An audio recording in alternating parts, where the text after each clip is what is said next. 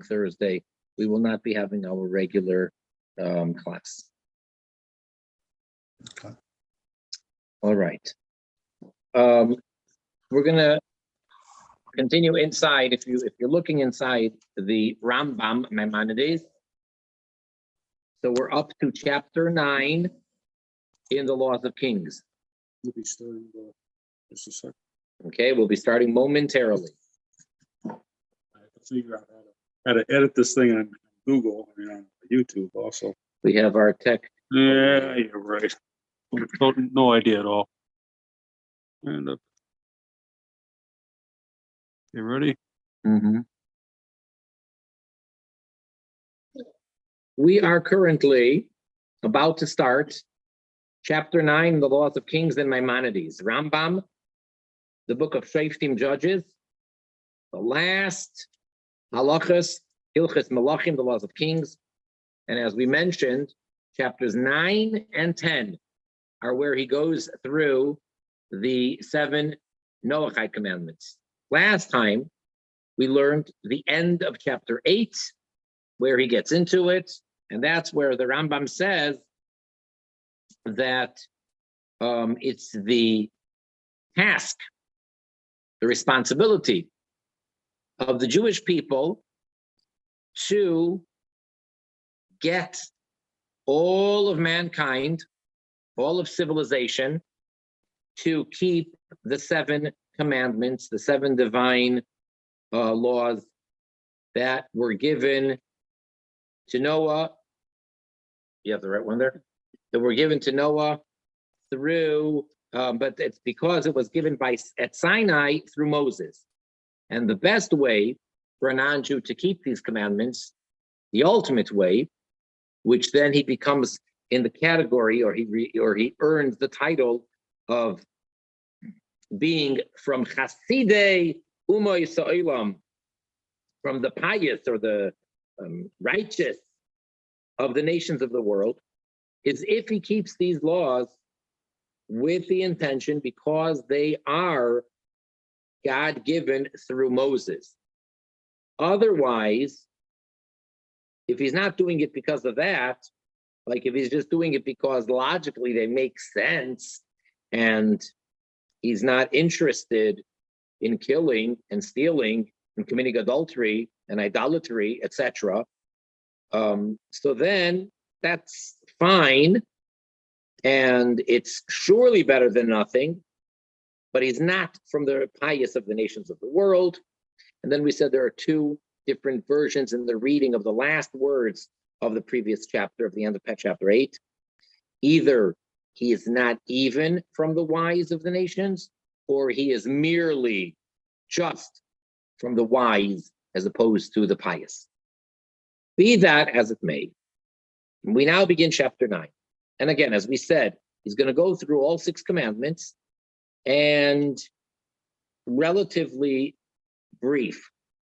So you have many, many, many cases of what if, and all of those situations, which he doesn't necessarily directly deal with. He's just giving us the general guideline of what the 6 are, and all of the prohibitions, all the don'ts, and all the do's, what is permitted for the nations of the world. And we gave an example of where we find these in the Chumash, in the Bible, in the written law, how it's like the rest of the Torah, like the 613 commandments for the Jews, they're hinted to by a word here, a word there, that one would probably not ever be able to figure out that that's the intention of that word. So it's not like we have 6 or 7 verses that spell out the 7 Noahide commandments, or 1 verse that spells it out. All right.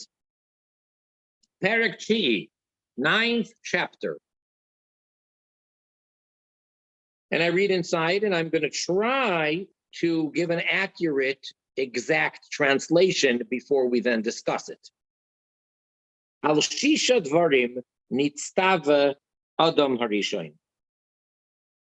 With regards to 6 things, Adam Harishon, the first man, was commandment. was commanded. And that's where we took a look in the Chumash in Genesis, chapter 2, verse 16, where he was commanded clearly over there about being permitted to eat from all the trees in the garden. And then he was commanded not to eat from the tree of knowledge. And somehow in that verse, there is a hint, each word is alluding to one of the 7 Noahide commandments. But the Rambam is not written as a commentary on the Chumash. He is written as the law book. So he gleaned from all of Torah sources. Of course, beginning with the written law, but then the oral tradition, the Mishneh, the Talmud, all the various different things. And then from that, he took out the final verdict of what is the halacha, the Jewish law. So he says, here are the 6 that Adam was commanded. Al avodah zarah, with regards to idol worship, to worship anything foreign other than God himself. Val birkas Hashem, blasphemy. Literally, birkas Hashem means the blessing of the name. Now, first of all, as you know, Hashem is the way we Jews refer to God, because we don't want to say his name. And unless it's, actually a formal prayer or, formal reading a verse or reading from the Torah, but otherwise, we don't want to say his name. So we call him Hashem. And if you stop for a moment and say, what does Hashem mean? So Hashem means the name. So when you ask someone, how you doing? They say, blessed be the name. All right, that's like a code that we have for Almighty. So birkas means the blessing of. So birkas Hashem means the blessing of the name. In other words, because it's such a severe thing, in rabbinical literature, throughout the whole Talmud, they don't want to even spell it out. So what they do is they say it in the opposite way, in a positive way, but you're just supposed to know that they mean the opposite. They do that whenever it comes to such things. So birkas Hashem means the opposite of blessing Hashem's name. Number 3, Val shvichus damim, and he was commanded with regards to spilling blood, i.e., murder. Number 4, Val gilui arayos, and regarding adultery. Number 5, Val hagezel, regarding stealing or robbing. Number 6, Ve'al hadinim, and with regards to laws, which basically means to have a judicial court system to appoint judges to make sure that everybody does what they have to do and doesn't get out of line. So those are the 6 that Adam was commanded. So as civilization is just beginning. It's the creation of mankind. There's nobody there besides Adam and Eve. And he was commanded that now the world is starting, and now you're going to have children, it's going to get populated, etc. These are the 6 laws that he was given. Afal pi, even though shekulam im Kabbalah b'yadeinu Moshe Rabbeinu,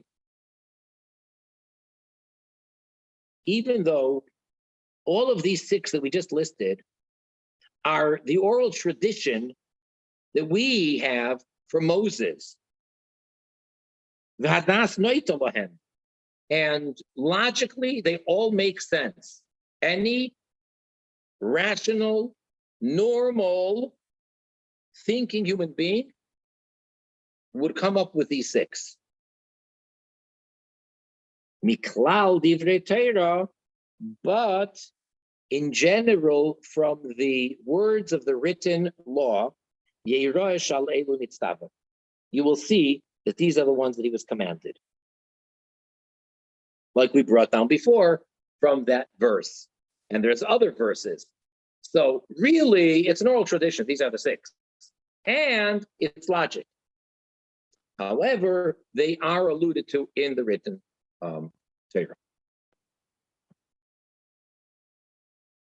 So we got 6 commandments that the first man was given right at the beginning.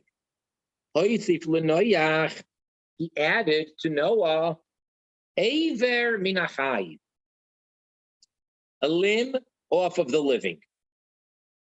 So the prohibition of eating a part of a living creature, that limb was detached when the animal was alive. Shenemar. And how do we know this one? So this one is quoting a verse. We have an explicit verse with Noah. This is in Genesis chapter 9, verse 4. After the flood.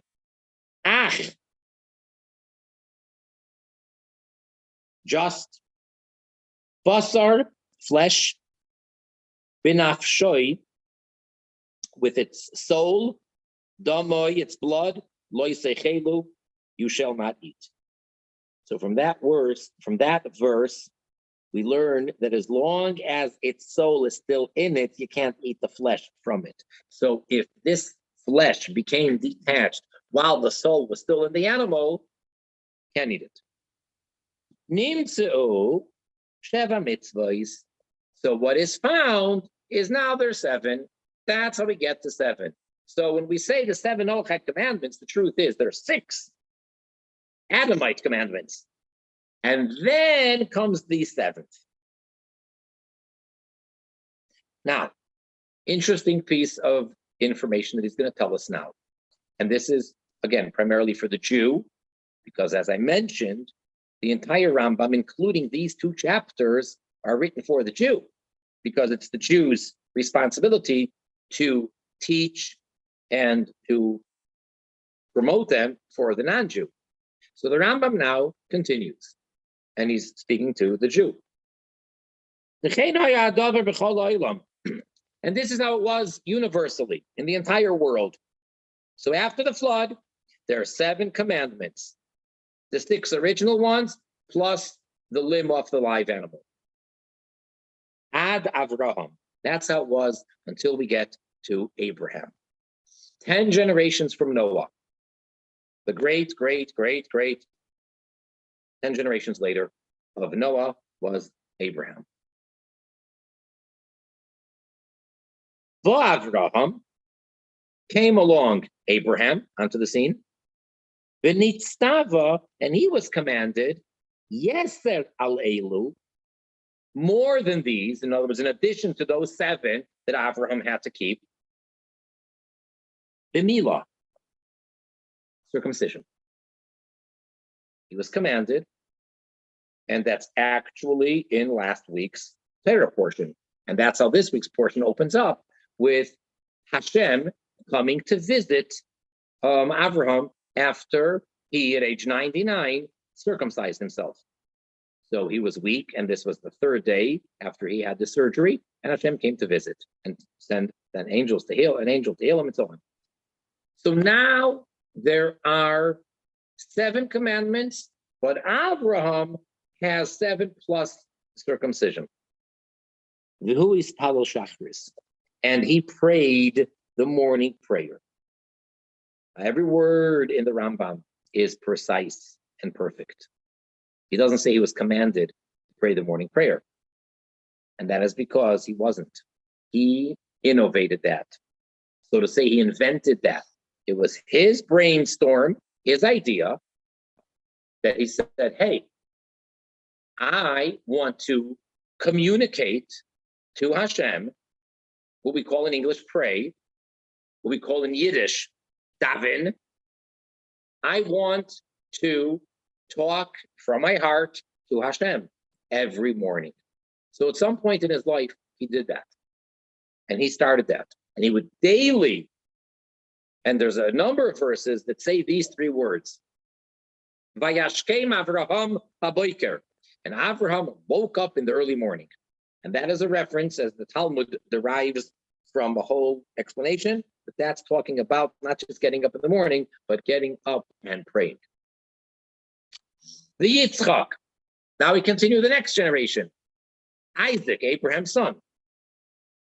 Obviously, he continued to do what his father did. He was circumcised at age 8 days, and he obviously kept the 7 Noahide commandments. And Avram was commanded that his descendants have to keep bris milah, the circumcision. And we can be sure that Yitzchak prayed the morning prayer because his father innovated that idea. So in addition to all of that, he frished maaser. We find that he tithed his produce. He gave away 1/10.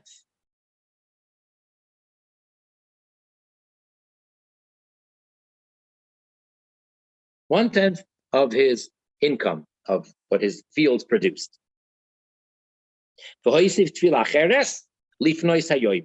And he added an additional prayer towards the end of the day. So now he's praying twice a day. Avraham instituted the morning prayer. Yitzchak instituted the evening prayer, or towards evening, known as mincha. The Yaakov, now we continue, came along the next generation, Jacob. Obviously, he kept all of the above. Hoitzif was added Gid Hanoshe, that particular sinew or vein of the animal that is forbidden for Jacob and his descendants to eat.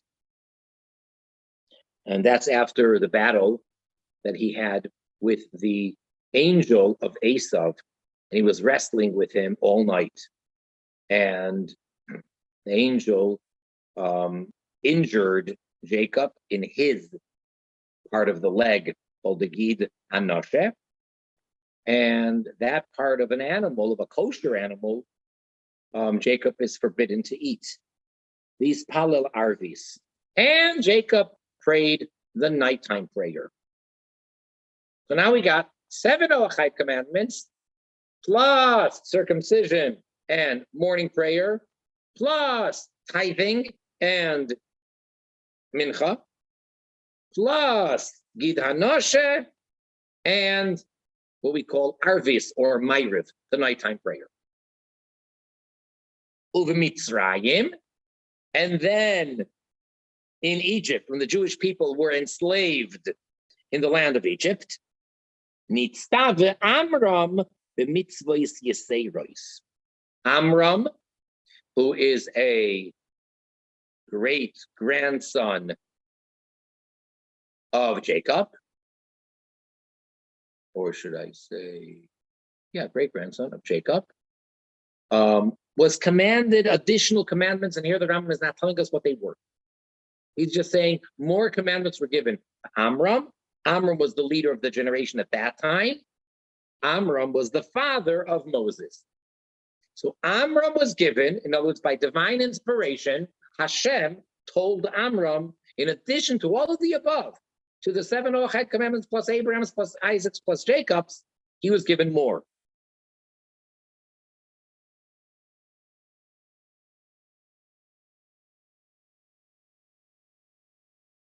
Ad Sheba Moshe Rabbeinu, until Moses, our teacher, came along, Amram's son.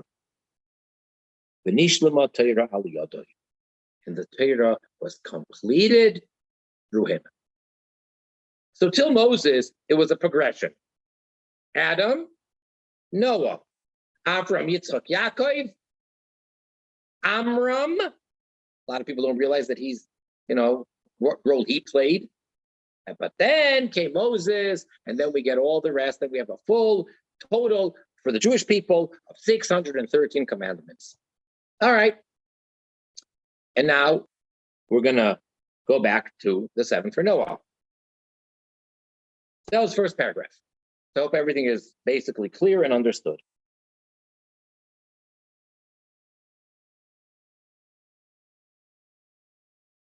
Ben Noach. Now, the first one that the Rambam mentioned when he was listing the 6 of Adam was Avodah Zarah, idolatry. And that's the first one that he's mentioning over here as well. And again, everything in Maimonides is extremely precise. So in a certain sense, this is, I guess you could say, the most important or the main one, as we find in other halachas and other laws with regards to the ger taishav. So avodah zara, the prohibition against idolatry is the first one, that's for sure, at least in order of importance, I guess. A ben noach, that is a term we're using for any human being other than a member of the Jewish nation, of the Jewish faith. A ben noach, a son of Noah, a descendant of Noah, which of course includes also the women, which are called, if you're speaking only about a woman or women, it's benos Noach. But the Bnei Noach, so a ben Noach, a Noahide, shavad avodah zara, that served, that worshipped idolatry, harei ze chayav. Behold, he is liable. And later, the Rambam is going to tell us that it's a capital offense and what type of a death penalty it would be. For the Jewish people, there are 4 types of death penalty. There is stoning to death. Well, they're all to death. There's stoning, strangulation, beheading, the decapitating, and burning. But it doesn't mean that they throw them into fire, but they pour down burning hot lead down their throat. For ben noach, it is decapitation. It's known as sayif or hereg, which means that they would, as was done like the guillotine, they would chop off a person's head. So a ben noach, the worship of avodah zara, is chayav. He is liable. Vihu, but the condition is sheyavoid kidarka, that he worships it, he serves it as is its way. Kidarka, like its way. Meaning different avodah zaras, different idolatries or different religions serve different things in different ways. So if he serves something not the way it's served, then he is not liable. So for instance, let's say there's a certain type of idolatry, avodah zara, where what they do there is they take certain herbs and mix them together and they bring it as a burnt offering to it. And then there's a different one where they don't do that, but instead they do some kind of a dance. So if he dances to the herb one, or if he offers the herbs to the dancing one, he is not liable for worshiping of avodah zara because he didn't do it the way it's done. The whole avodah zara, shebeis din shel Yisrael memisin aleha, and any form of idolatry that the Jewish court, that we call the Sanhedrin, which by the way doesn't exist. We spoke about this, I think a couple classes ago, 2 classes ago or something. So any form of avodah zara that the Jewish court, memisin aleha, would put a Jew to death for it, ben noach nerag aleha. So ben noach is put to death for it as well. So in other words, Maimonides is telling us, look, way back towards the beginning of the book of the Maimonides, he has an entire section for Jews, of course, called the laws of avodah zara, the laws of idolatry.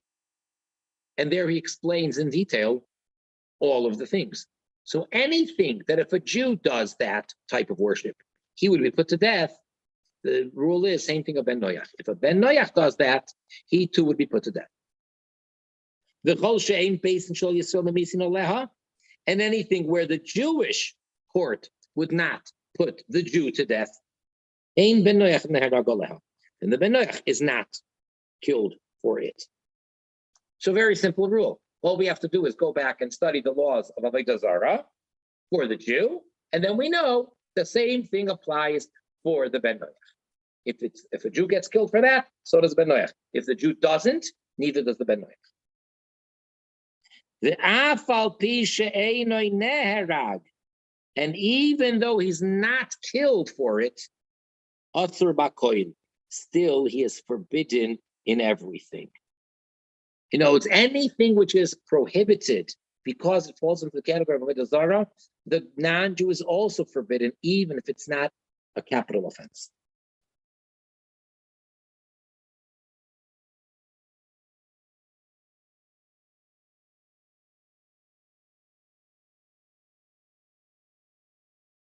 Ve'ein manichi noisoi, and he is not allowed. We don't permit. We don't let him, the Ben Noach, lahakim matzeva, to erect a matzeva is a type of an altar. There's mizbeach and matzeva. The difference is mizbeach is made out of many stones, and matzeva is one stone. So we don't allow the Ben Noach to make a matzeva. It's even if he wants to bring a sacrifice to Hashem, which we'll discuss that he is allowed to do that, but not on a matzeva. He can't take one stone. And we don't allow the Ben Noach to plant a tree known as the Asherah tree, which means that it was planted from the very beginning with the intention of worshiping it.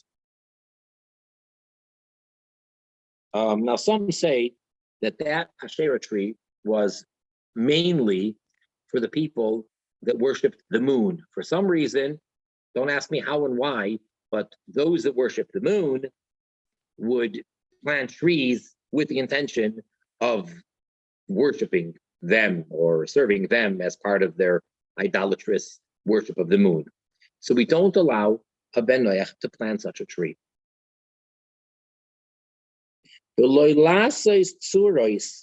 And we don't allow the Ben Noach to make images, the chayetze bohen, or the like, lenoi, for the purposes of beauty. In other words, even if his intention is not to actually worship it, which basically means that we Jews are not supposed to allow a Ben Noach to make a sculpture and a form and an image of a human being.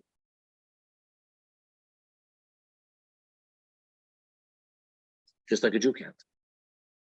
And that's even if his intention is only for beauty, not for the sake of worship.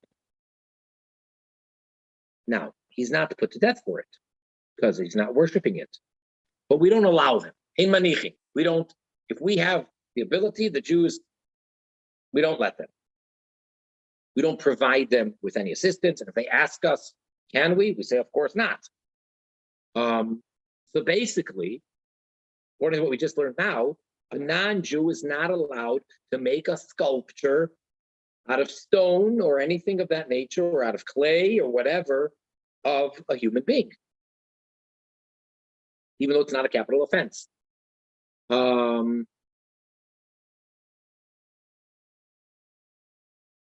kind of ironic that the Rambam, Maimonides, was so greatly, if you know a little bit about his biography and everything, he was extremely honored and respected and appreciated by not only the Jews, by the non-Jews at that time.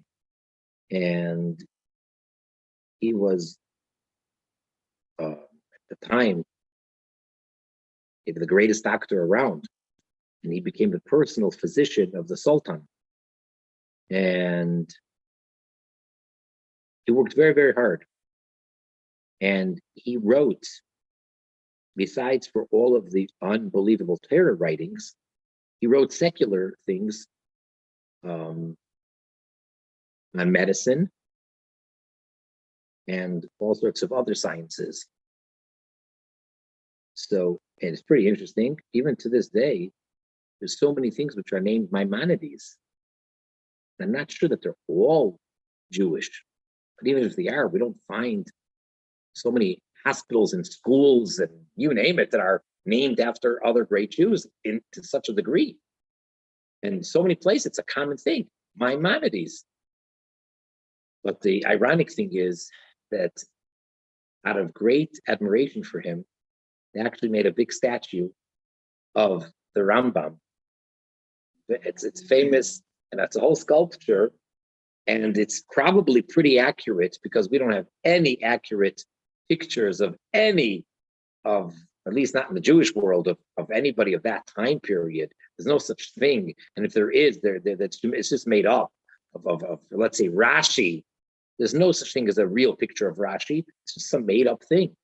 Whereas the Rambam, it's a very famous picture, and it's somewhat accurate because it was made not that long after he passed away, and they make him sitting on this big chair, and I think he's holding a book, and they actually, make an entire statue of him, which is kind of ironic because he is the one who rules that no one's allowed to do that, not even the non-Jews. And they didn't make it to worship him. They made it, like he's saying over here, for beauty or prosperity or respect, admiration. Okay, so that really is all the Rambam says at this point about Avodah Zarah. So he spends one halacha, one paragraph, telling us that basically he's not allowed to. Now, there's a whole other concept which you may be familiar with. It's called shituf, which for a Jew is absolutely forbidden. But then there's a whole discussion whether it's called avodah zarah for a non-Jew.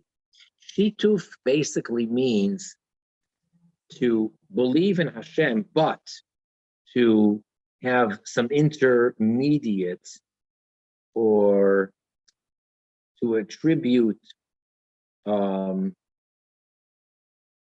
mix of other forces, that it's Hashem, but he has this part and that part, things like that.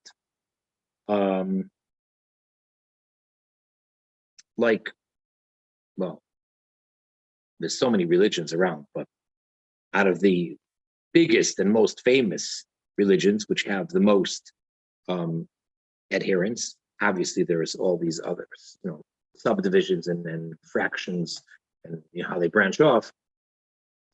But within Christianity, so the question is like, what do they believe exactly? And whether it's the concept of the Trinity, which means the three, or they believe in Hashem, and then they have some nonsense mixed in. So that could be shituf. A Jew, absolutely forbidden, there's no questions asked. But for the non-Jew, it's a whole discussion whether it's permissible or not to believe that, to believe it's wrong, it's false, it's not true, but is he transgressing? So even when we say that he is permitted and he's not put to death for it, by no means does anybody say that he's allowed to, as we put it in Jewish terms, lechatchila, which means in the first place. It's for sure better if not. We're not saying, oh, it makes no difference. No one's saying that. See, some people make a mistake and they think, well, I heard that a non-Jew is allowed to believe in shituf. No one's saying that it's a good thing. All we're saying when we say that he's allowed to is that it's not like the Jew, but if he unfortunately believes like that, he's still a kosher Bnei Noach. He hasn't transgressed the prohibition of idolatry for a non-Jew, for a Bnei Noach. But by all means, it's of course better not to believe in that fallacy. And then others say that, no, he's not allowed to. So here, what the Rambam is saying is that these certain things he would not be put to death for.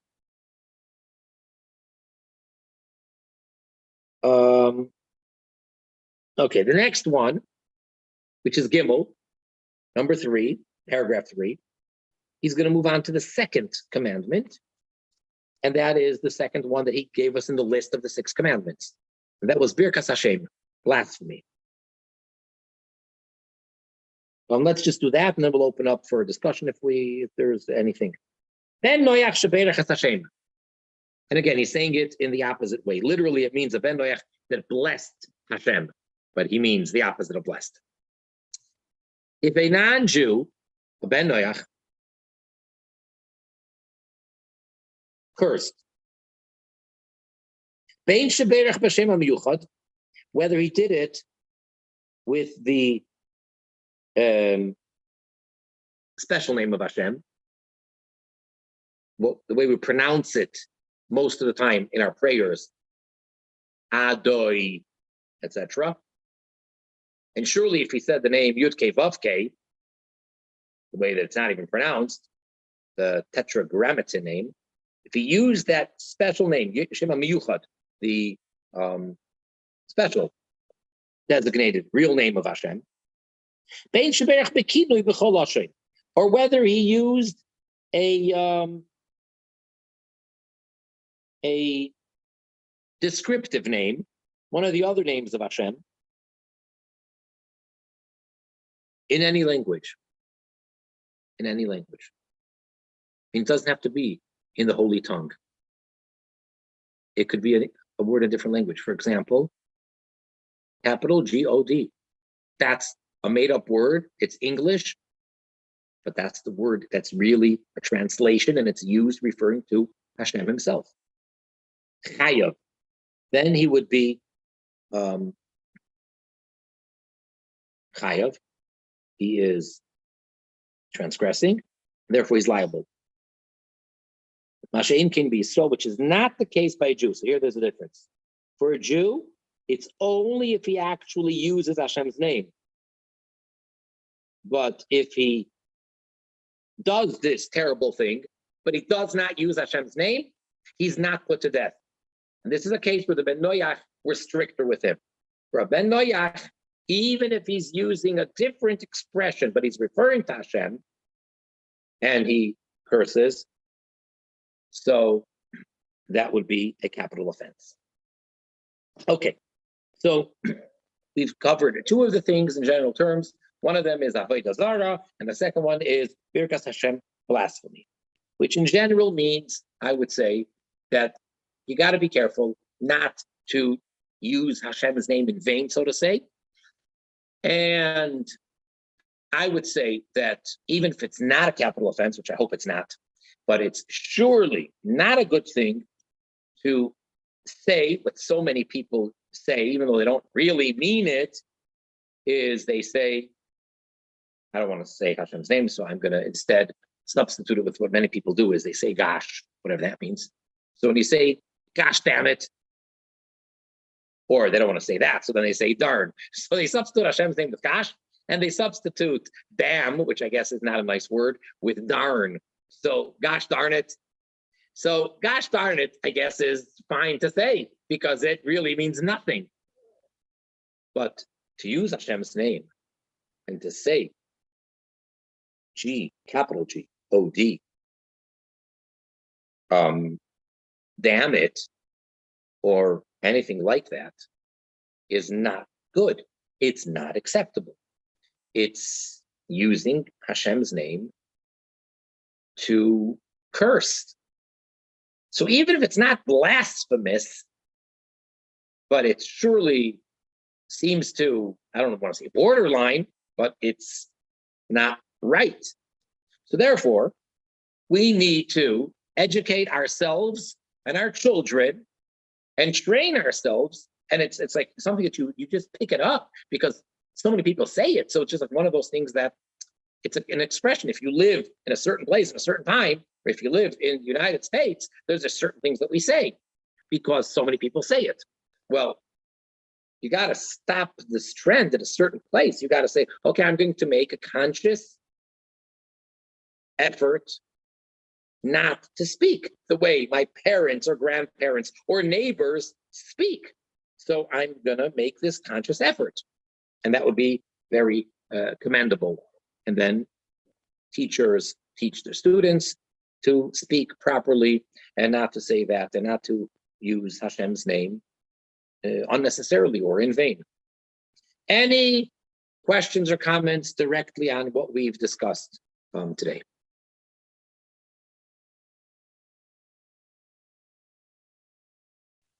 I got all kinds of questions.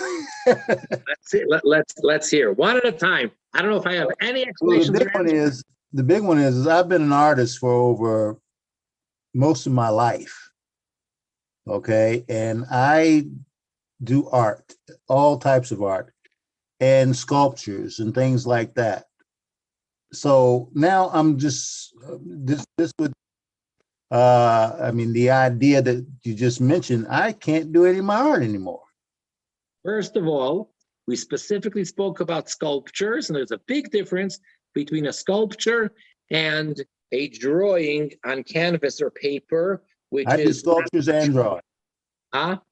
I do sculptures and drawings. The sculpture, you have to separate between the two of them and discuss them separately.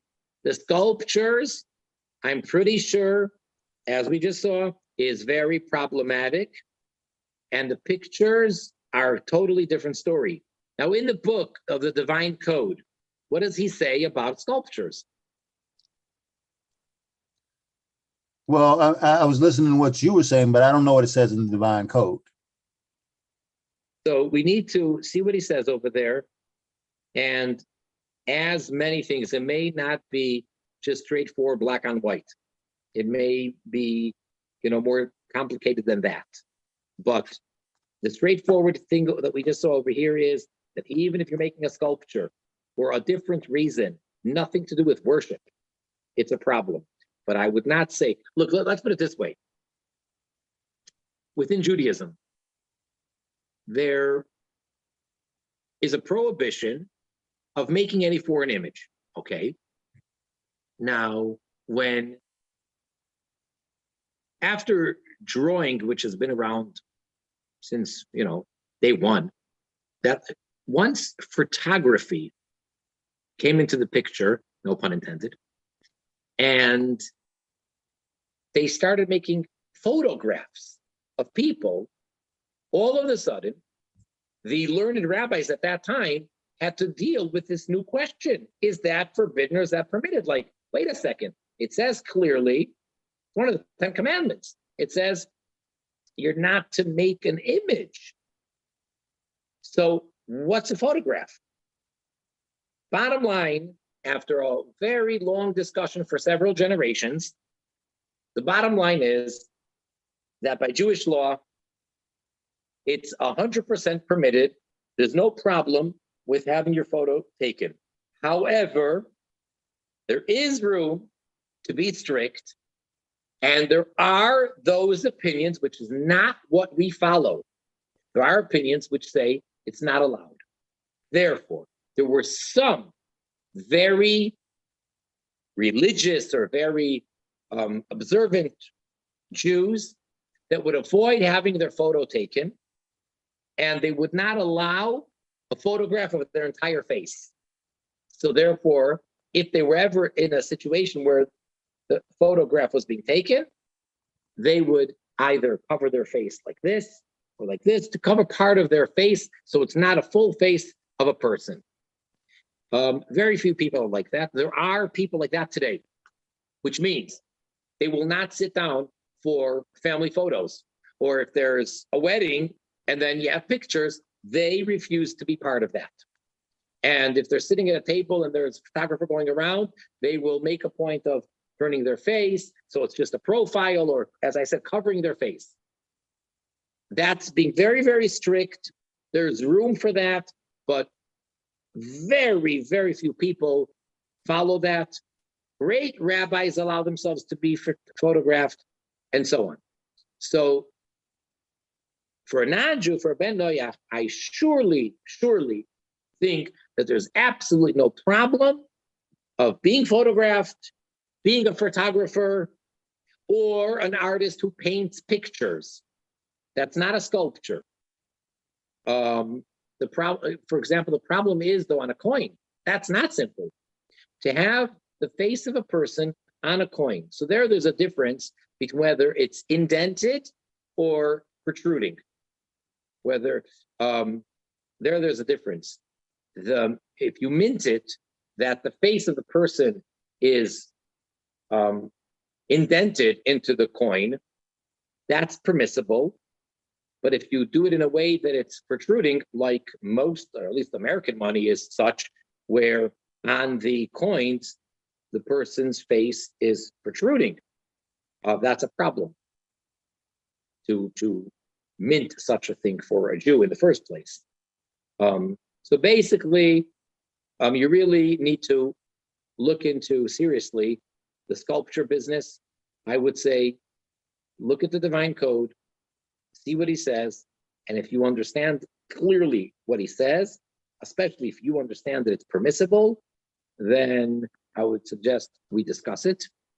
But if you come to the conclusion that he says basically that it's forbidden, well, then that makes sense, because that's pretty much what we just learned here in the Rambam. Well, it kind of puts a damper on the things that I was thinking of doing, and I think that I wanted to create a museum to speak about the 70 nations, and that museum would then cover every one of the individual nations, how they developed and stuff like that, with the stories and everything, and a piece of art that was dedicated to each one of the nations, are the names of the persons that were in those nations. When you say a piece of art, do you mean a sculpture? Yes. Now, there's another thing. It's discussed that if you don't make the full face, like if you leave out the nose, that could be acceptable. So there are ways around it. I'm going to read the divine code. Then Yes. I would like to discuss this with you more before I Okay. proceed with my art. Fair enough. Fair enough. Yeah. Fair enough. Okay.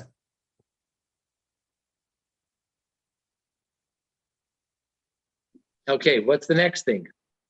Well, that pretty much is it. I'm thinking when you're talking about the laws, Yes. how they came down through the prophets, through Abraham, Isaac, and Yaakov, and how each one of them brought something different into the situation that added up to what we got now from Moses, as you were talking about. Right. When you talked about the morning prayer, now Abraham, he wasn't converted yet when he started doing that, was he? Okay, so that is a very interesting, somewhat delicate subject. All Jewish kids know, I should say religious Jewish kids, that Abraham is the first Jew. Ask any kid that goes to, Jewish school. First Jew, who's the first Jew? 10 out of 10 kids will tell you Abraham. The question, though, is what makes a person Jewish before the giving of the Torah at Sinai? How does one become Jewish? What do you mean Jewish? So it's not so simple. Basically, Abraham and Sarah, Avraham and Sarah, were the ones who rediscovered Hashem and revolutionized the world back to monotheism, which was long gone and forgotten. And again, going back to Maimonides in the laws of Avodah Zarah, of idolatry, he gives us the history over there of how the world went off and was astray and ended up worshiping Avodah Zarah, how that came to be. And it was first a slight mistake, and then it got from bad to worse. Abraham came along, and as the famous story that many people know, it's in the oral tradition, what we call medrash. You probably know the story about his father who had an idol shop, and he told him one time to babysit, to look after, and he smashed all the idols except for one big one, and he just wanted to prove to them what kind of a nonsense it is to believe in these idols. So Abraham came to discover Hashem on his own. He was thinking and thinking and thinking, and he came to that realization at a very young age and then developed it as he got older. And because of that, he merited that Hashem then revealed himself to him and told him, okay, you're the one. I'm choosing you, and from you will become my chosen people that the world was created for. Now, he didn't really convert, and it actually says that Abraham would convert men and Sarah would convert women. Convert there does not mean to make them Jews, because there's no such thing yet. It meant that they should accept the 7 Noahide commandments and believe in one Hashem, monotheism. And he had many, many people that were following him, and he had tremendous influence on the world, thousands and thousands of people. So he's considered the first Jew in a more spiritual sense than in a technical sense. So he then received the neshama, the soul, which only Jews have. He then received that, not from birth, because his parents were not good people, they were idolaters. But when he made that choice, so he received that, Sarah received that, and then their son Yitzchak is, so to say, the first person to be born Jewish. But again, born Jewish back then means he had a neshama, he had a Jewish soul. But the Torah was not yet given, so it's a completely different story. There's a classic sicha, an essay, a talk from the Rebbe Melech HaMashiach about, it's a very obvious question, and the commentaries deal with it. Jacob was married to 2 sisters, as you know. You know his 2 wives? Huh? Rebecca and Leah, right? Exactly. For a Jew, that's forbidden. Daughters. Huh? Laban's daughters. Yeah, right, you got it. Now, they kept the whole Torah before it was even given. The Torah was not yet given, but they kept it all of it. So how in the world can Jacob marry 2 sisters? That's not keeping the Torah. That's a big prohibition. So the commentaries go into different answers. And the Rebbe Melech HaMashiach gives a brilliant classic answer. And he says that they kept the whole Torah before it was given voluntarily.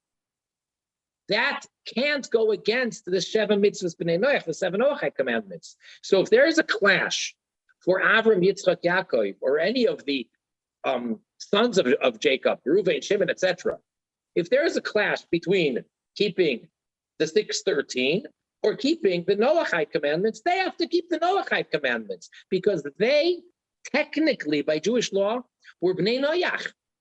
They're no Jews yet. They're the fathers of our nation. That's a spiritual thing, but there's no Jews yet. The Jews weren't Jewish yet until the giving of the Torah. So therefore, since he had to marry 2 sisters in that case because of not being a cheater, etc., not lying, so that overrides in not marrying 2 sisters by Jewish law. So what did we start with? Well, what was your about Abraham being the first Jew? Well, So where I was going with that is that he,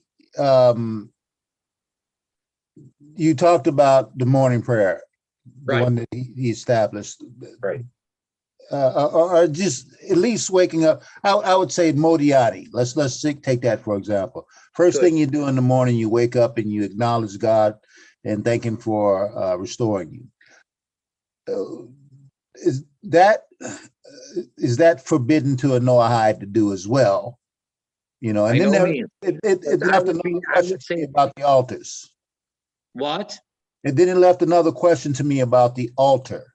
Now, Abraham built several altars to God when he came down into Canaan. I said the difference between Mizbeach and Matzeva. Right. Mizbeach. One stone, many stones, you said. Yes. And a Ben Noach, as we're going to learn later, is permitted to make a Mizbeach, the one with many stones, for Hashem, only for Hashem, and to actually bring a sacrifice. A Jew can't do that without the temple, the Beis HaMikdash. A Ben Noach could. I heard this before. Yeah. But as far as getting back to the Moed Ani, praying for a Ben Noach is a very good thing to do. There's just certain technical things, a lot of things in the prayers that you can't say because they don't make sense for a non-Jew to say them. But overall, no problem. Not only no problem, it's a proper thing to do. Prayer is what you're supposed to do. Pray to Hashem and to Hashem only. And if you want to say it in the Hebrew, because you're that advanced, great. And if you say it in English, that's fine. That's good. Mm-hmm. Yeah. It's just, it's kind of interesting that as I'm looking at this from, studying the nation's concept of how they became who they are and how they developed and where they came from, and coming off of this ark, you had these groups of people who started to multiply and go across the earth. That this understanding, and I don't know if it came from Shem, who was passing it down to everybody at the time, or whoever, but did they understand that there were certain things like this that you didn't do because of what Shem was teaching? At the school of Shem ever. Shem had a whole academy. I know. There were many people that were there, studying there. And he was teaching them an advanced Ben Noach. In other words, people that went to his academy were the best of the Bnei Noach. Like we would say, Hasidei u'Ma'aseh, the pious of the nations of the world. Because it made me ask a question a long time ago when we talk about Balaam and we talk about this other one, Yithro. Where do these guys learn this stuff at? To be priests and stuff like that. You would think that these would have been Noach that went to the school and that had learned. Not necessarily. A lot of this stuff developed or was made up at times. Don't forget, it's all nonsense. And there were all these other religions going on in the world at that time, and each one is a tribe, and each one is a derivative of a derivative, and each one changes and makes it up. There's like no end to it. So Yitzroy, he actually tried out every single form of idolatry that existed at that time. And there was probably a lot, tremendous amount. And then he came to the realization that,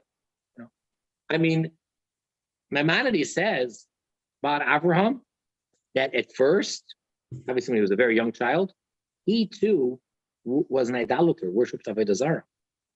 We Jews don't like to talk about that. We don't like to think about that, but Rambam says so. It wasn't his fault. It's not how he was brought up.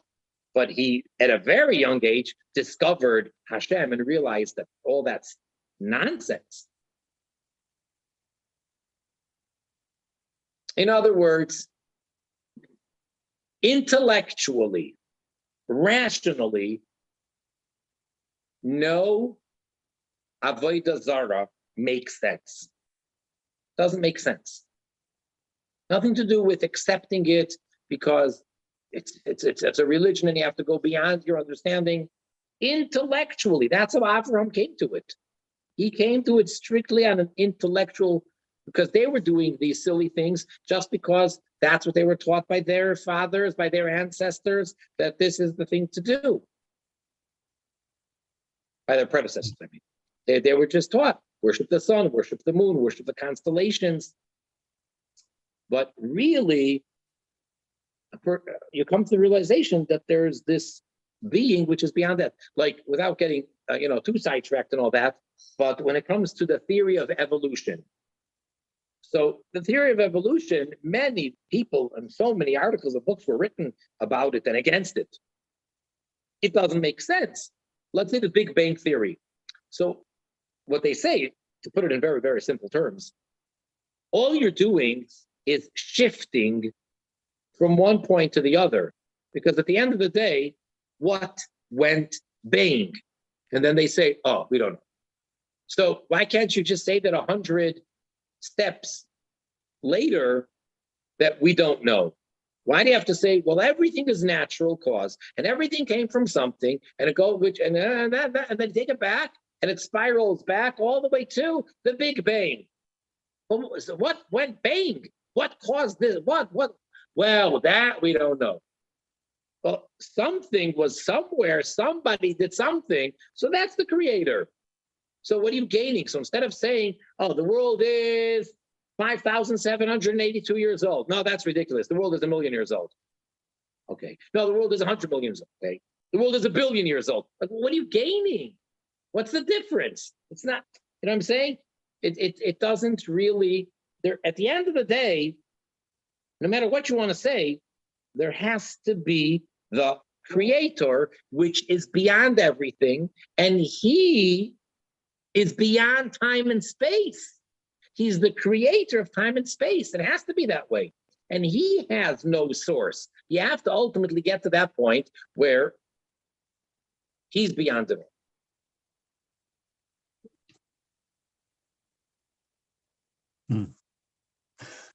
It's quite interesting. I studied a book called Sefer Yetzirah. Oh wow! Oh wow! And in the book, it talks about the formation. And I tried to draw an idea from what I was reading, and this concept of Simsum, and the restriction, and how Hashem gathered himself and created something separate from himself, and made this and interjected into it this line of negativity. And I tried to understand that whole concept as I was doing this. And again, I'm an artist, and I try to put these things into some kind of a coherent idea that people can touch. And so it's like with the art, and I'm a little concerned right now because my art, I'm an artist, that's what I do for a living. Not just that, but I do it because I love it. Sure, and I think it's a gift that he gave me. And I think about how these stories, when I'm telling them, I try to put the issues in. Now, once when I did an art gallery opening, I had several Hasidic Jews come to the opening. And one of the big concerns that they never said anything about the images or anything like that, because, maybe it wasn't for them to say anything at that particular time. But I always was cognizant that I did not want to make the Merkava, the animals in the Merkava, and the man, the bull, the eagle, and the lion, put them in one piece of art, because I knew that was forbidden. Now, if the pieces are already made, I shouldn't even be touching those either, should I? Good point. Well, you mentioned your study of Sefer Yetzirah. I am pretty certain that a Ben Noach is not permitted to study Sefer Yetzirah. I learned it from other Ben Noachs. Well, I'm sure there's a lot going on, and a lot of Bnei Noach doing a lot of stuff. Well, that's what brought me to Judaism a long time ago, to want to learn. Fine. Mm-hmm. What you are permitted and even encouraged to study is Hasidis. Now, it would be a whole discussion, a whole class, to explain exactly the difference and explain what is Kabbalah and what is Hasidis. So let me just try to suffice and say, Kabbalah is the secrets of the Torah, the esoteric part. And even Jews are very restricted about how to study that, and who can study that, and when to study that, and what exactly it means. It used to be top secret. Hasidus is not, as many people mistakenly think, an interpretation or an explanation of Kabbalah. Hasidus is not that. The reason people think that is because Hasidus explains these things and it's using terms and ideas and concepts of Kabbalah, but Hasidus is the innermost dimension of Torah, and Hasidus is the core essence, and therefore it's explaining the essence of everything, of the Jew, of the Torah, and of the world, including the Bnei Noach. So Hasidus is, so to say, and I may be coining a phrase here, it's the part of Torah which is beyond Torah. So when we say that a Bnei Noach is not allowed to learn Torah, so we said, it doesn't mean Hasidus, because that's the part of Torah which is beyond Torah. And even though Hasidus speaks about things that Sefer Yetzirah talks about, like you said, Tzimtzum, but the way it's presented and explained in Hasidus is in not only not in a dangerous way, but in a healthy way and in a comprehensive way. This is the way I met my rabbi. I began studying this stuff and I didn't understand it. And I started having, conscious visions and things like that. So I requested to see a Jewish rabbi. And I was introduced to Rabbi Binyamin Shimon. And when he came in, the first thing he started teaching me was to calm down and not take so much effort in the study. But at the same time, he brought me writings from the Rebbe. Right. And I've read like thousands and thousands of writings from the Rebbe over the years. And most of the stuff that I read that was there was also in this book, not just this book, but many other books that I read. And one of the interesting things is that I'm sitting in the synagogue at Beis Menachem a couple of months ago, and they're talking about concepts in Hasidus, and they were talking about Keter, Hokmah, Bina, and those different things on the Sefer. And I understood exactly everything they were saying. It's like I was sitting there listening to a language that I had learned a long time ago, and I don't know if it's that much different than anything that I've read, just sitting in the synagogue and listening. Well, yeah, but that's because you just said you read so much of the writings of the Rebbe Melech HaMashiach. Mm-hmm. Not because you read Sefer Yetzirah, which also, that's like the earliest form of those concepts. That's what I'm saying. I was learning it from Sefer Yetzirah. A regular person, even a Jew, regular, would not understand it. And that's at best. And it could even be worse. We would corrupt it and we would take these very spiritual concepts and materialize them. And that's very wrong, very bad. So me reading like let's take Simsum for and Seder Hastalshalis, for example. I read Kuntra Sumayan, and in that reading of that book, it kind of talks about that same stuff that the Rebbe talked about and that these books talked about. But that's a older book written by one of the Rebbes himself, of a former Rebbe. Yes, that's fine. That's good. That's good to learn. In other words, don't look at it as an interpretation or a commentary on Sefer Yetzirah or the Zohar. Sefer Yetzirah and the Zohar, you should not be learning. You shouldn't be reading, even though they're translated into English and a lot of Bnei Noach are doing it. And you should stay away from the Sefer Yetzirah and from the Zohar. When you want to glean and you want to gain all the stuff that's there, you got Hasidus. You have Kuntra Sumayan and many, many, many other things in Hasidus, which not only you're allowed to learn, but I would encourage you to continue doing that. Mm-hmm. And then you get it in a healthy way, in a way that you can apply, and it's not abstract, it's applicable in your life. And you can meditate as long as you're doing it in the proper way. Okay. All right. So it's been a pleasure. And again, a reminder, we will not be meeting Emir Hashem for the next 2 weeks. Okay. All right. So in the meantime, you go